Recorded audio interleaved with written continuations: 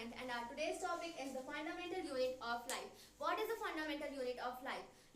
आप लोगों को पता होगा कि the fundamental unit of life किसे बोलते हैं. The fundamental unit of life is cell. अब सेल को ही फंडामेंटल यूनिट ऑफ लाइफ क्यों बोलते हैं? Because cell is the basic smallest structural and functional biological unit of life. Cell सबसे छोटा, सबसे बेसिक और सबसे फंक्शनल, मतलब जो सबसे ज्यादा काम करने वाला, जो सबसे मतलब आपकी बॉडी है, जैसे मैं आप सब हम लोग सेल से ही बने हुए हैं. जैसे कि हमारे अंदर जो एक एक सेल से हमारी बॉडी बनी है, अब हमारा सेल है, इसीलिए बेसिक यूनिट ऑफ लाइफ है. देन अब next topic is who discovered the cell. Cell is discovered by Robert Hooke in 1665 from a bark of tree. 1665 में रॉबर्ट हुक ने एक प्रिमिटिव माइक्रोस्कोप, मतलब सेल्फ डिजाइन माइक्रोस्कोप से cell की खोज की थी. उन्होंने एक बार्क ऑफ ट्री, मतलब जो पेड़ होता है उसका छाल को उन्होंने माइक्रोस्कोप में के अंदर रख के देखा था. जिनको मतलब जिनको देखने के बाद उनको ऐसा मतलब हनीकॉम्ब लाइक स्ट्रक्चर उनको दिखा था, जो कि ऐसा देख सकते हैं हनीकॉम्ब लाइक स्ट्रक्चर दिखेगा. अब उसके बाद ये सबसे स्मॉलेस्ट होता है और इनको जो रॉबर्ट हुक थे वो इंग्लिश साइंटिस्ट थे. उन्होंने सेल देखा, सेल बिलोंग करता है स्मॉल रूम, उनको ऐसे स्मॉल रूम जैसा लगा. सेल एक लैटिन वर्ड है, cell is a Latin word which is belong to small room. Cell एक स्मॉल रूम, जैसे छोटे छोटे पीसेस इसके दिखाई दे रहे होंगे. अब जो सेल है उसको स्मॉल रूम तो बोल दिया लैटिन वर्ड में. इसका बहुत ज्यादा साइंस की हिस्ट्री में यूज होता है, इसका बहुत ज्यादा इंपॉर्टेंस है हिस्ट्री ऑफ साइंस में. देन सेल कि और अंदर आएंगे हम लोग सेल के जैसे, तो ये एनिमल सेल है, ये प्लांट सेल है. एनिमल सेल में प्लाज्मा मेम्ब्रेन दिया हुआ है, न्यूक्लियस है, cytoplasm, vacuole etcetera are given in our animal cell और प्लांट सेल आल्सो. अब न्यूक्लियस की डिस्कवरी किसने की थी? जो कि ये न्यूक्लियस है, इसकी डिस्कवरी की थी रॉबर्ट ब्राउन ने न्यूक्लियस की डिस्कवरी की थी. और पुरकिंजे ने टर्म किया था प्रोटोप्लाज्म. रॉबर्ट हुक सेल के लिए सेल की डिस्कवरी किए थे. उसके बाद आते हैं एंटोन वॉन लीवनहुक.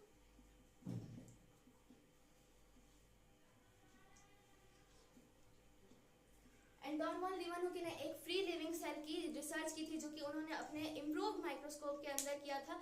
उन्होंने पॉन्ड वाटर में लिविंग सेल की खोज की थी. उन्होंने मतलब पॉन्ड वाटर से अमीबा लिया था. अमीबा मतलब दिखता तो नहीं है, लेकिन अमीबा लिया था उन्होंने और उसको माइक्रोस्कोप के अंदर रखा था. तो इन्होंने फ्री लिविंग सेल की खोज की थी. और इन्होंने डेड, क्योंकि प्लांट सेल डेड होता है, तो इन्होंने डेड सेल की खोज की थी. और एंटोन वॉन लीवनहुक जो थे, उन्होंने फ्री लिविंग सेल की खोज की थी, जो कि पॉन्ड वाटर के अंदर था. पॉन्ड वाटर के अंदर था, जिसका मतलब आप वो अमीबा था ऐसा बोल सकते हैं. उसके बाद आते हैं पुरकिंजे. पुरकिंजे ने एक टर्म दिया था प्रोटोप्लाज्म. अब प्रोटोप्लाज्म है क्या? प्रोटोप्लाज्म वो लिक्विड है जो इस सेल के अंदर होता है. सेल जैसे हमारी बॉडी है, इसके अंदर लिक्विड होता है. अब जैसे सेल है, ये सेल का न्यूक्लियस साइड में इसके पूरे लिक्विड भरा होता है, जिसको प्रोटोप्लाज्म और साइटोप्लाज्म भी बोलते हैं. अब प्रोटोप्लाज्म को दिया था पुरकिंजे ने. उसके बाद सेल के अंदर न्यूक्लियस होता है, जो कि आपका डीएनए कंटेन करता है, इन्फॉर्मेशन सेल के बारे में जो भी है आपका मतलब genetic information contain bye nucleus. Nucleus का उन्होंने रॉबर्ट ब्राउन ने न्यूक्लियस डिस्कवर किया था. अब सेल है तो उसके बारे में पढ़ाई भी होगी. सेल का सेल थ्योरी है Schleiden and Schwann. Cell theory is given by Schleiden and Schwann. ये बताते हैं कि सेल रेप्लिकेट हो सकता है, मतलब जो सेल खराब हुई वो खुद अपने आप को बना सकती है, खुद को डिकम्पोज कर सकती है. और सेल शिल्डन एंड स्वान ने एक थ्योरी ये भी दी थी कि सेल प्री एग्जिस्टिंग सेल से आता है.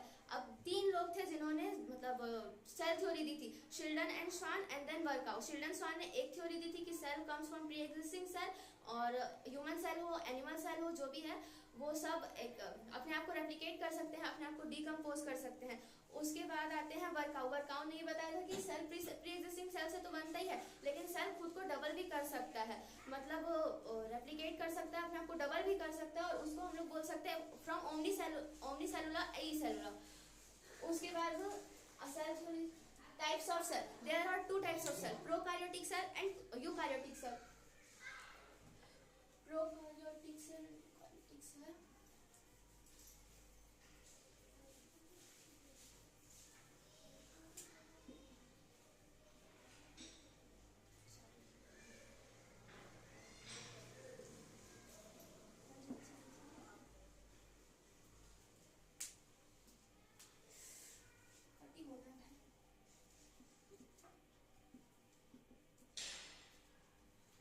प्रोकार्योटिक सेल होता है यूनिसेलुलर सेल, मतलब सिंगल सेल। प्रो मीन्स होता है सिंगल प्रिमिटिव, और karyotic means nucleus, single nucleus जिनके अंदर होता है उसको प्रोकार्योटिक सेल बोलते हैं। अब प्रोकार्योटिक सेल का साइज बहुत ही ज़्यादा छोटा होता है, वो सिंगल सेल होते हैं, यूनिसेलुलर ऑर्गेनिज्म, वो हमेशा ऑटोट्रॉप्स होते हैं जो खुद का खाना खुद ही, मतलब हेटरोट्रॉप्स भी होते हैं जो खुद का खाना खुद भी बनाते हैं और लेते भी हैं। देन प्रोकार्योटिक सेल का काम ये, वो खुद का खाना खुद तो बनाते ही हैं, प्लस में उनका सारे फंक्शन उनकी बॉडी का जो होता है वो एक ही सेल से होता है, प्रोकार्योटिक सेल से।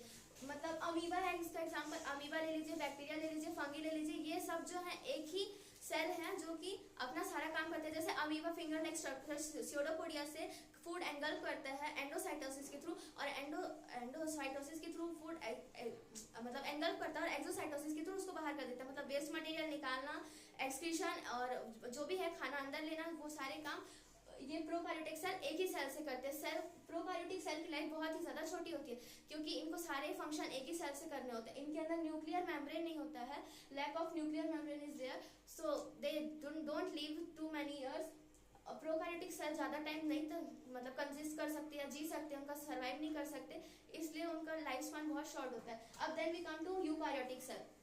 यूकार्योटिक सेल मतलब प्रोकार्योटिक है तो यू उसका उल्टा ही होगा, यू मतलब ट्रू और कार्योटिक मतलब न्यूक्लियस, ट्रू न्यूक्लियस, इसका मतलब होता है यूकार्योटिक का ट्रू न्यूक्लियस जो कि मल्टी सेलुलर ऑर्गेनिज्म है। यूकार्योटिक में अलग अलग फंक्शन अलग अलग सेल से किए जाते हैं, एक्सक्रीशन वगैरह सब अलग अलग सेल से होता है।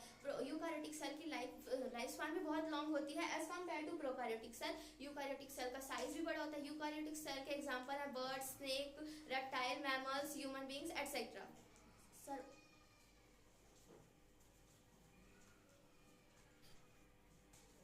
our next topic is cell membrane. Cell membrane is present in outer layer of the cell. Cell membrane जो कि है यहाँ पर पाया जाता है। Cell membrane को तीन नाम है, Cell membrane के तीन नाम है जिसका मतलब वो बता देते हैं। एक हो गया cell membrane, bio membrane और plasma membrane। Cell membrane as a barrier काम करता है जो कि बाहर के मटेरियल को अंदर आने की परमिशन और अंदर के मटेरियल को बाहर जाने की परमिशन देना नहीं देना वो डिसाइड करता है। जैसे कि हम लोगों को भी मतलब हमारी स्किन के अंदर कौन सा चीज़ आना चाहिए और कौन सी नहीं, जैसे ऑक्सीजन आनी चाहिए, कार्बन डाइऑक्साइड नहीं आनी चाहिए, ऑक्सीजन को अंदर लेना, कार्बन डाइऑक्साइड को स्किन के थ्रू मतलब बाहर देना, ये सारे काम होते हैं सेल मेम्ब्रेन के। सेल मेम्ब्रेन सबसे लास्ट मतलब आउटर लेयर होता है सेल का। और प्लांट सेल में प्लांट सेल में दो लेयर प्रोटेक्शन होती है, जिसे 2 लेयर प्रोटेक्शन बोल सकते हैं। उसमें होता है एक तो हमारा सेल वॉल हो गया, उसके ऊपर होता है cell membrane, cell wall plus cell membrane, cell wall plus cell membrane. Plant cell में ऐसा क्यों होता है? क्योंकि प्लांट सेल मोबिलिटी मतलब शो नहीं करते, प्लांट सेल हिल डुल सकते हैं लेकिन अपनी प्लेस से ज़्यादा दूर नहीं जा सकते। और एनिमल सेल जो जैसे कि हम है वो दूर जा सकते हैं, हिल डुल सकते हैं, अपने आप को क्लीन कर सकते हैं, लेकिन प्लांट सेल ऐसा खुद से तो नहीं कर सकते, इसीलिए उनको सेल वॉल दिया गया होता है जो कि उनकी रिजिडिटी मेंटेन करता है, उनकी स्ट्रेंथ मेंटेन करता है। सेल मेम्ब्रेन जो होता है वो फिर उसको फ्लूइड मेंटेन मतलब जो फ्लूइड है उसको बाहर आने से रोकता है, जो कि अंदर जैसे बाहर की मटेरियल अंदर आने से उसके अंदर सेल मेम्ब्रेन के अंदर लिपिड होता है। Cell membrane is consist of lipids and protein. Cell membrane lipid और प्रोटीन से बना हुआ होता है। उसके बाद हमारा नेक्स्ट टॉपिक है एक्सोसाइटोसिस एंड एंडोसाइटोसिस। अब एक्सोसाइटोसिस क्या होता है? Transport of excretory material. जैसे कि देखिए हम फिर अमीबा का एग्जांपल जैसे हमने अभी देखा था कि अमीबा जैसे फूड खाता तो है फिर उसको एक्सक्रीशन भी करना है, तो एक्सक्रीशन को कौन सा एक सिंगल सेल से ही करता है, तो transport of excretory material. Exocytosis के थ्रू वो जो जैसे उसने स्यूडोपोडिया का फूड एंगल्फ किया है तो वो उसी प्रोसेस से फूड मतलब एक्सक्रीट भी करेगा, उसको कहते हैं exocytosis. Then our next topic is endocytosis, material from outside to inside, जैसे एंडोसाइटोसिस स्यूडोपोडिया। अब ये मटेरियल या अमीबा का जो फूड है उसको अंदर लेने के लिए उसको ऐसे फूड एंगल्फ करना पड़ेगा अपना फेस, उसके बाद वो फूड को एंगल्फ करेगा। देन फूड एंगल्फ करेगा तो उसका मतलब बाहर से कोई भी मटेरियल अंदर जा रहा है उसको outside from outside to inside बोलेंगे। जैसे कि एंडोसाइटोसिस में जो मटेरियल होता है बाहर का, जैसे अमीबा का फूड है, जब सबसे बेसिक एग्जांपल अभी तक का अमीबा लिया जाता है इन सब चीज़ों में, सेल के मैटर में भी। तो अमीबा जो बाहर का फूड होता है वो अंदर मतलब अंदर एंगल्फ करता है, उसको हम लोग बोल सकते हैं एंडोसाइटोसिस, और जो एक्सक्रीट करता है उसको हम लोग बोलते हैं exocytosis. Then our next topic is nucleus. Nucleus के अंदर क्या क्या होता है हम लोग देख लेते हैं एक बार। है क्रोमेटिन क्या होता है, डीएनए का मटेरियल होता है। जैसे डीएनए है, ये रॉड लाइक शेप बनाता है। क्रोमोसोम जो एक्स वाई क्रोमोसोम होते हैं या 26 पेयर ऑफ क्रोमोसोम जो होते हैं वो क्रोमेटिन का फॉर्म लिए रहते हैं जब वो कुछ काम नहीं कर रहे होते हैं।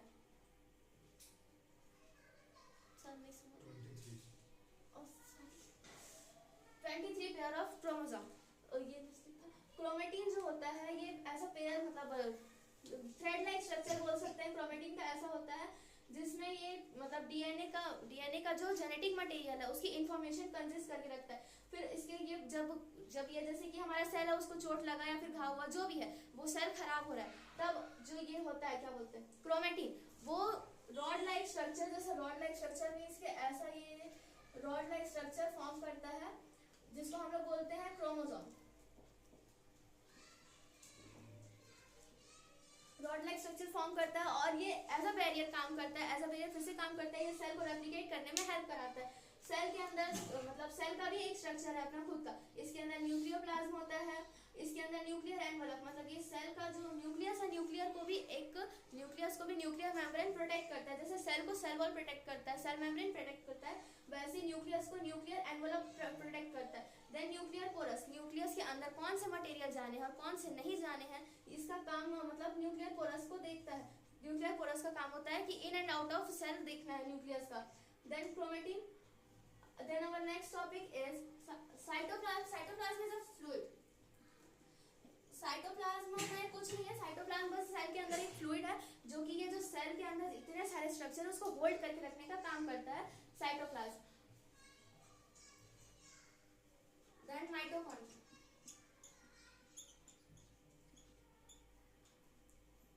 माइटोकॉन्ड्रिया का एक बार स्ट्रक्चर देख लेंगे। इसमें ये जो मतलब माइटोकॉन्ड्रिया है ये इसका ये वाला जो स्ट्रक्चर है उसको हम लोग मैट्रिक्स बोलते हैं। माइटोकॉन्ड्रिया के अंदर माइटोकॉन्ड्रिया अपना खुद का डीएनए बनाता है, खुद का प्रोटीन बनाता है। माइटोकॉन्ड्रिया ऐसा सेकंड है जो कि अपना खुद का सेल के अंदर भी सेल अपना प्रोटीन और लिपिड बनाता है। माइटोकॉन्ड्रिया भी अपना प्रोटीन, लिपिड और डीएनए बनाता है। Mitochondria is known as a powerhouse of the cell.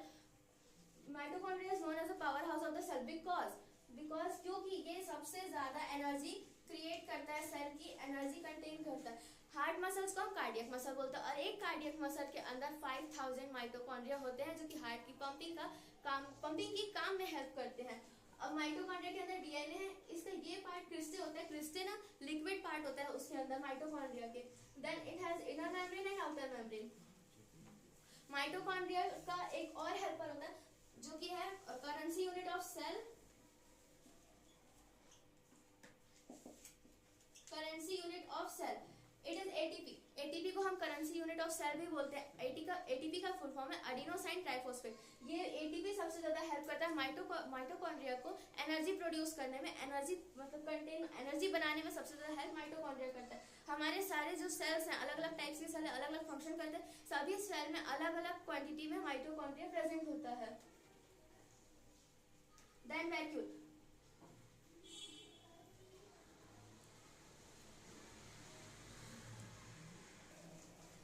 अब हमारा टॉपिक है डिफ्यूजन। डिफ्यूजन हमने केमिस्ट्री में भी पढ़ा है। डिफ्यूजन क्या होता है? Diffusion higher concentration to lower concentration है डिफ्यूजन। अब जैसे कि डाइल्यूट से मतलब डाइल्यूट है और एक कंसंट्रेटेड सॉल्यूशन है। डाइल्यूट सॉल्यूशन में कंसंट्रेटेड जो जैसे यहाँ पे कंसंट्रेटेड सॉल्यूशन है और यहाँ पे डाइल्यूट सॉल्यूशन है। जैसे शुगर सॉल्यूशन ले सकते हैं हम लोग। सेल में भी ऐसा ही होता है। कंसंट्रेटेड सॉल्यूशन का जितना भी पार्ट है वो डाइल्यूट सॉल्यूशन में, इधर मेम्ब्रेन का में डाइल्यूट सॉल्यूशन में ये कंसंट्रेशन हायर टू लोअर दिया हुआ है। जैसे कि डिफ्यूजन में जो कंसंट्रेशन है वो हायर से लोअर जाती है। अगर यहाँ कंसंट्रेशन डाइल्यूट, ये कंसंट्रेशन सॉल्यूशन है शुगर सॉल्यूशन और ये डाइल्यूट है, इसमें वाटर ज्यादा है और इसमें शुगर ज्यादा है। अब ये higher concentration to lower concentration हो गया। Diffusion is a spontaneous movement from higher concentration to lower concentration. Osmosis, osmosis में भी हमारे 3 टॉपिक है। Hypertonic solution, there are 3 types of solution in osmosis. Hypertonic, isotonic and then hypotonic. एकदम simply देखेंगे तो hypertonic में सेल श्रिंक होता है, हाइपो में सेल स्वेल होता है और आइसोटोनिक में सेल इक्वली मतलब अब देखते हैं हाइपोटोनिक में क्या होता है। हाइपोटोनिक का ये सेल है, इसके अंदर जो कंसंट्रेशन है इससे ज्यादा कंसंट्रेशन, इसमें कंसंट्रेशन ज्यादा होगा बाहर के लिक्विड के मुकाबले। जैसे ये लिक्विड है, इसका कंसंट्रेशन कम होगा अंदर के सेल के लिक्विड के मुकाबले। सेल के लिक्विड में ज्यादा कंसंट्रेशन नहीं होगा, ज्यादा कंसंट्रेशन नहीं होगा, इसमें ज्यादा कंसंट्रेशन होगा।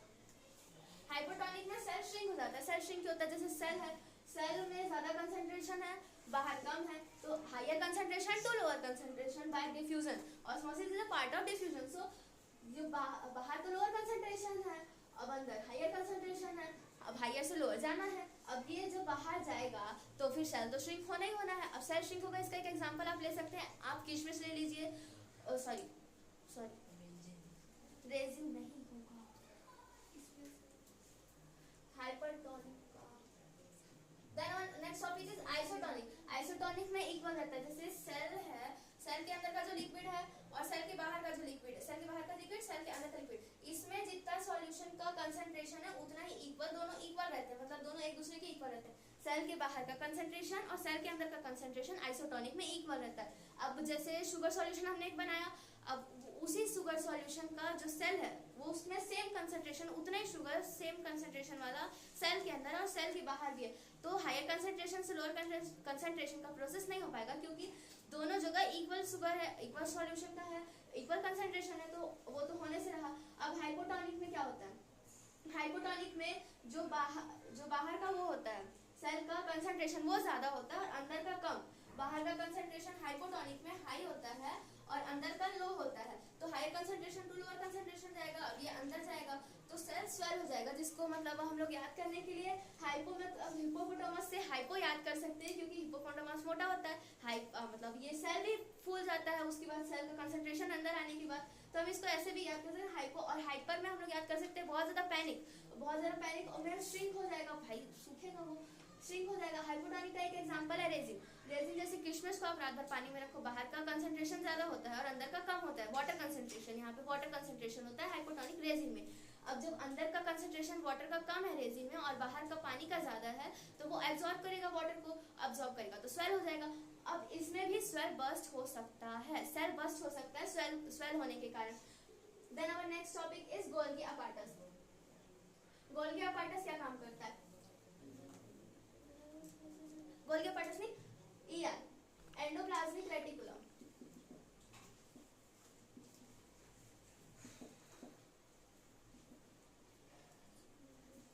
There are two types of ER, SER and RER। SER और RER दो टाइप के होते हैं। SER यहाँ पे आप देख सकते हैं, SER smooth endoplasmic reticulum. Smooth endoplasmic reticulum को अगर हम माइक्रोस्कोप के अंदर देखेंगे तो वो बिल्कुल स्मूथ दिखाई देगा, मतलब उसमें कोई भी डॉट लाइक स्ट्रक्चर या कुछ नहीं होगा। जबकि राइबोसोम में RER राइबोसोम से चिपका हुआ होता है, मतलब RER के सरफेस पे राइबोसोम लगा होता है, SER के सरफेस पे नहीं लगा होता है। SER प्रोसेस करता है मेम्ब्रेन बायोजेनेसिस का, जिसमें वो मतलब ट्रांसपोर्ट का एक्सपोर्टेशन, मतलब ट्रांसपोर्ट का काम करता है। जो सेल जो भी लिपिड प्रोटीन बनाता है उसको सेल के बाहर, सेल के अंदर पूरा मतलब ट्रांसपोर्ट करना, सेल के पूरे मतलब ऑर्गेनेलिज के पास उसको भेजने का काम होता है SER का। और RER इनको बनाने का काम करता है, मतलब RER is made up of lipid and protein, और ये RER लिपिड भी बनाता है अपने अंदर और प्रोटीन भी बनाता है। RER का काम मतलब ट्यूब्यूल्स को, मेम्ब्रेन बाउंड ट्यूब्यूल्स को बनाना होता है। SER होता है वो नेटवर्क मेम्ब्रेन बाउंड ट्यूब्यूल्स है। ये पूरे जैसे सेल है, सेल के अंदर जितना भी इनको ट्रांसपोर्ट करना है, जितना प्रोडक्शन हुआ है वो सब भेजने और रखने का काम सेल का होता है।